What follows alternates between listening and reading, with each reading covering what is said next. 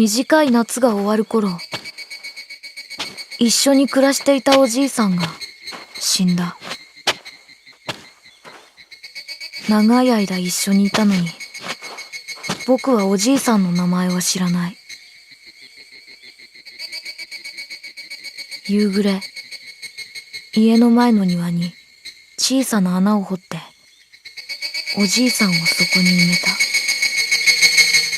本当に、一人ぼっちになった。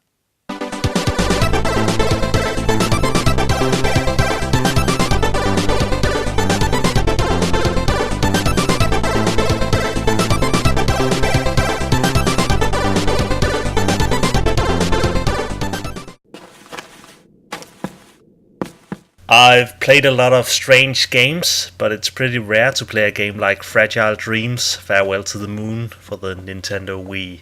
It's an action RPG game about loneliness, and the overall themes are something I would expect from a title like Passage or Today I Die, indie games, but not something with a big budget such as this game. As you saw in the intro, you play as a boy named Seto, who has lived with this old man all his life.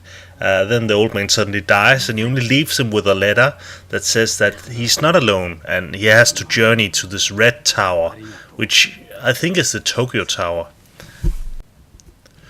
The world has a very post-apocalyptic feel to it, but what I really like about this game is that it isn't established from the beginning why it is like that. You find bits and pieces around the game which reveals people's memories in short stories, but it never directly tells you what's going on, and that's what makes it so cool and really makes you want to keep playing to see where the story goes. As you traverse the game world, you will constantly be attacked by ghosts, and since Seto isn't the typical RPG protagonist who carries around a huge sword or controls demons with magical powers, you literally just start the game with a stick that you have to defend yourself with. Later you do get other makeshift weapons like a hammer or broomstick or butterfly net, which you can find around the environment, or you can buy from this creepy guy in chicken mask. って言っても大したものは。ではでは、ここであったのも何かの縁。特別大サービスでこれをそれをお使いになれば、あなた様の疲れや傷を癒すことができますぞ。ありがとう。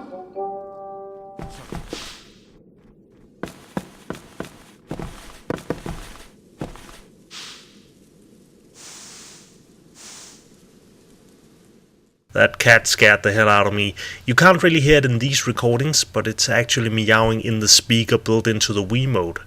Fragile Dreams makes really good use of the Wii controls. You never need to rotate it around to turn a crank or swing it to attack.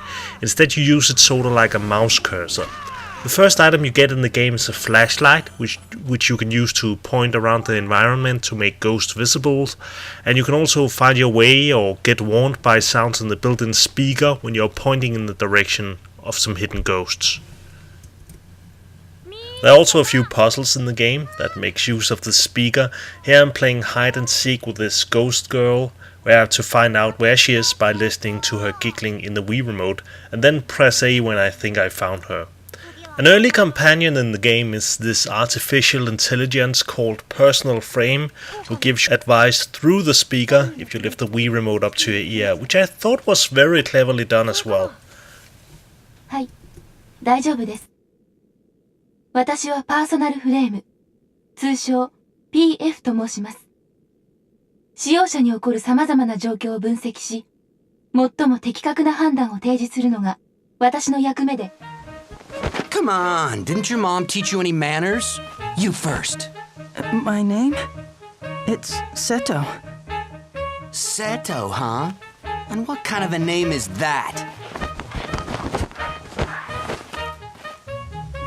Anyway, you can call me Crow. C-R-O-W. Sure, Crow. I switched to English later in the game just to hear the differences. There is a dual language option in the game, and while I usually prefer to play a game in the original language, the English isn't half bad for the most part. The game isn't perfect though, there are a few hitches here and there, especially with the combat, where it's kinda hard to get a sense of depth, especially when fighting those floating ghosts. When you get a few hours into the game, your weapons also start to break randomly, and I mean very randomly. Sometimes you just use them once or twice before they break, and other times you can use them for hours. There are no stats or anything dictating how worn they are, so it's a completely random factor.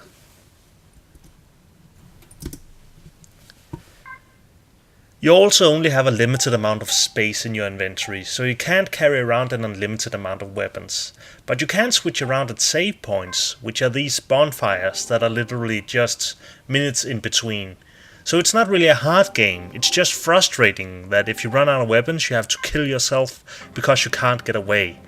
Here I am in a room full of ass kickers. I don't know their real name, but that's what I call them, because they're literally just a pair of legs that try to get behind you and kick you in the ass. They also heal themselves, and here I can't damage them enough because all my weapons are broke. And I can't leave the room because you use the A button to open doors when you're out of combat, but the A button is also your attack button when you're in combat.